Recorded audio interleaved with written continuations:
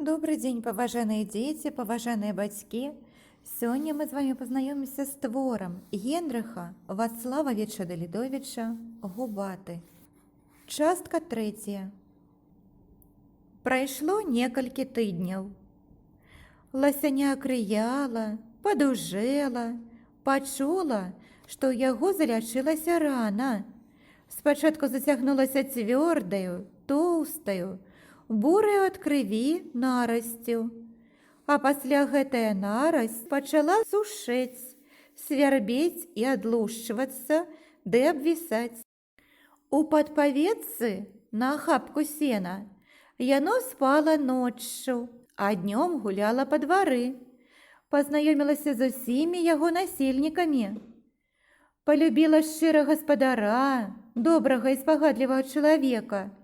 Мірна ўжылося з таварыскім сабакам, са свавольнікам цялём, амаль равеснікам, з якім гойсала па двары.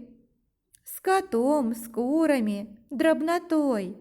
Яму было нецікава, і яно без ніякай злосці, толькі дзеля жарту не адганяла тых, а наўмысна бегала за імі, нясмелымі, путкімі, бачачы, як яны баязліва ўцякаюць. І гаспадар, заўважыўшы гэта, у першы раз накрычаў, кажучы, што ката чорт не возьме, а вось курэй не трэба гэтак палохаць. Яны і пер'я губляюць, і адбіваюцца, не нясуцца. З вялікай, амаль з ласіху, каровай, адразу ж, у першую хвіліну сустрэчы, ніякага сяброўства не выйшла. Яно памкнулася да яе, да вымя, пачуўшы пах малака, але тая балюча трэснула заднюю нагою, і яно, плачучы ад болю, больш не падышло да яе, як і тая ганарлівая не звяртала ніякай увагі. Найбольш ласяня пасябравала з гаспадаровымі дзецьмі, з хлопчыкам і дзяўчынкаю. Яно не ведала, каго больш з іх любіла. Відаць, абаіх пароўну. З імі яно і дурэла, бегала па двары, брала з іхніх рук смачны хлеб, салодкія цукеркі і пернікі. Ад іх яно атрымала смешную, нават дураслівую мянушку – Губаты. Прыдумаў гэта хлопчык. Усё дзівіўся, што ў яго, ласяняці, такая гарбатая морда, абвіслая верхняя губа. А пасля і выдумаў Губаты. Падклікалі яго адным з цялём клічам: «Цяля, цяля!» А мянушку вось далі такую. Спачатку называлі так дзеці, а пасля пачалі гэтак падклікаць і сталыя. У адзін з апошніх летніх дзён, у яшчэ раннюю сівую ад туману раніцу, да якой яго рана стала цвёрдай, зарубцавалася, ужо не трэскалася і не балела, толькі крышачку саднела, хоць так і не зарасла шэрсцю.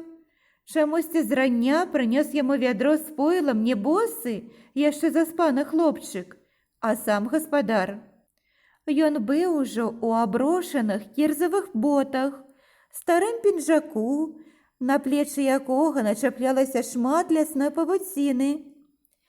І ўвесь ён пах вільготнымі грыбамі. Прынёс па паўвядра пойла яму і цяляці, якое сёння чамусьці ўсё яшчэ не выводзілі ў поле, і з якімі яны дасюль елі з цабэрка свежую траву. Хлопчык заўсёды стаўляў перад ім вядро, апаскаў яго руку, і Губаты, ловячы пальцы, хляптаў смачнае цёплае пойла, а пасля ўжо языком вылізваў наліплае да дна салодкае цеста. Цяпер Губаты тыцнуўся ў вядро, шукаючы мяккіх пальчыкаў, абліў да вачэй морду і, нічога не абмацаўшы, не мог піць, толькі выхлёбваў усё долу. Ляснік моўчкі пазіраў, але пальцаў сваіх не даваў і за такую марнату не крычаў. стаяў і курыў зацяжкамі, моршыўся. Быў ён сёння нейкі задумлівы, надта сур'ёзны. Як цяля выпіла і вылізала сваю долю, ласыня абы-як гэтаксама паражніла вядро. Ляснік узяў з плота зматаны ланцуг, надзеў ашыйнік на цялячую шыю, адчыніў брамку і павёў яго з двара. У тыя разы, калі выводзіў цяля на пашу, зачыняў брамку перад самым носам Губатага, якому гэтаксама хацелася пайсці разам, не заставацца аднаму. А сёння чамусьці не паспяшаўся гэтага зрабіць. І Губаты спачатку не смела, як не верачы, што яму гэта можна, а пасля смялей памкнуўся следам. Яны падаліся да выцэментаванай сцежцы ля хаты. Ідучы, Губата ўбачыў, што запацелае ад цяпла акно пазірае гаспадыня. Глядзіць самотна і нават, здаецца, нечага жалобіцца, выцірае рогам белай хусцінкі вочы. За яшчэ адною брамкаю амаль адразу пачаўся бела-шэры брук, на якім Губаты ледзь не спатыкнуўся, не могучы ісці па камянях. За брукам ляжаў неабгароджаны вялізны, ад вуліцы да лесу, выган, амаль увесь ужо выгаралы ад сонца, рыжы, але мясцінамі ў лагчынах яшчэ зеленаваты. Гаспадар прывёў іх да зелянейшай лапіны, па дарозе вырваўшы з зямлі калок, да якога, відаць, раней прывязвалі цяля. Як гаспадар прыпыніўся, нагнуўся, пачаў забіваць каменем у дол сплясканы зверху калок, пятлёю надзеўшы яго на ланцуг, стала і ласяня, здзіўленая такім вялікім прасторам, над якім, здаецца, намнога пабольшала і блакітнае, з лёгкай парнасцю неба. «Ну што, Губаты?» Кінуўшы вобзем камень, ляснік падняўся, атрапаў аб штаніны рукі, а пасля пагладзіў яго па спіне. «Стаў ты ўжо дужы, здаровенькі, то ідзі ў свой дом, так сказаць, і жыві, дзе ўсе твае сваякі жывуць. Бо цяперака, покуль ты яшчэ малое, табе добра ў нас, а скора будзе нядобра. Ідзі, покуль дзеці спяць», сказаў так і падштархнуў зад. «Ідзі, звярок, мілы, да свайго, а пра нас забудзь. Так будзе табе ж лепей». Губаты адышоўся, пхнуў мызаю цяля, і яны, як штодня ў двары, і матнулі адсюль. І матнулі, тут хутка пабеглі. Але хутка цяля, ірвануўшыся, стала, яго, напяўшыся, затрымаў ланцуг.